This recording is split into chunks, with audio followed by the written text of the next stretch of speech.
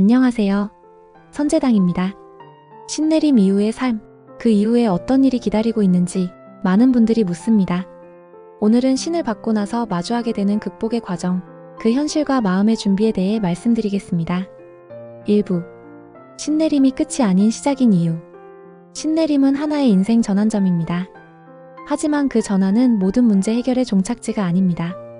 신을 받았다고 해서 모든 병이 갑자기 사라지거나 삶의 고통이 바로 끝나는 건 아닙니다. 오히려 진짜 훈련과 감당의 시간이 시작됩니다.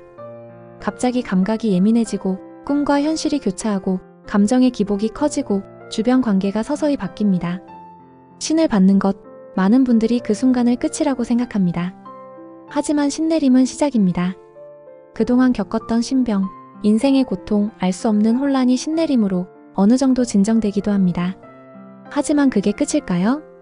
진짜 여정은 그때부터, 신내림은 신의 세계와 연결되는 문을 여는 일이지 그 문을 건넜다고 바로 편안해지는 것은 아닙니다. 신의 기운은 강하고 인간은 연약합니다. 그 힘을 감당하기 위한 훈련과 적응, 그리고 무엇보다 내가 누구인지를 다시 세워야 하는 진짜 여정이 시작되는 겁니다.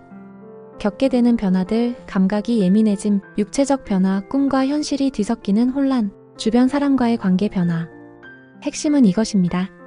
신이 나를 도와줄 것이라는 기대감만으로는 이 여정을 견디기 어렵습니다. 신내림은 출발선입니다. 그 뒤엔 스스로 걷는 시간, 훈련의 시간이 기다립니다. 2부. 신과 인간 사이 그 간극을 메우는 일. 신내림은 신과의 연결이지만 내 삶을 살아가는 것은 여전히 나 자신입니다. 신의 기운을 감당하기 위해서는 육체와 정신, 감정, 사고방식 모두가 조율되어야 합니다. 극복해야 할 감정들, 왜 나만 이런 길을 가야 하나?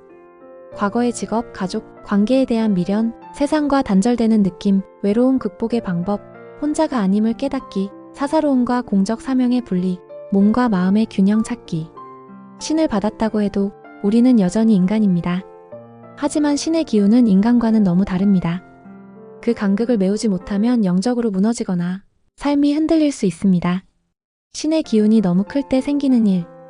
감정이 흔들림, 책임감의 짓눌림, 이게 내 뜻인가, 신의 뜻인가? 혼란, 사소한 일에도 의미 부여, 과잉 해석.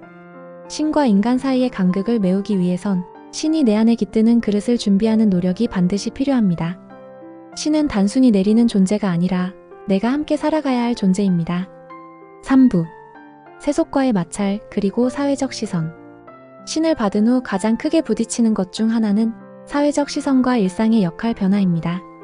무속인이 되었다는 것에 대한 가족의 반대, 친구들과의 거리감, 신을 받았지만 경제적 자립은 아직 먼 이야기. 이런 문제를 극복하려면 가족과 충분한 대화와 시간 필요, 나를 인정하는 데 시간이 필요, 신의 길을 가면서도 인간관계를 지혜롭게 유지하는 연습. 신을 받았다고 해서 모든 문제가 해결되는 건 아닙니다. 오히려 현실과의 충돌은 그 이유가 더 큽니다. 왜 하필 너만 그런 길을 가야 하니? 이상한 일에 빠진 거 아니야? 갑자기 그만두고 무속인이 된다고? 이 모든 말들은 마음을 흔들게 하고 자존감을 무너뜨립니다.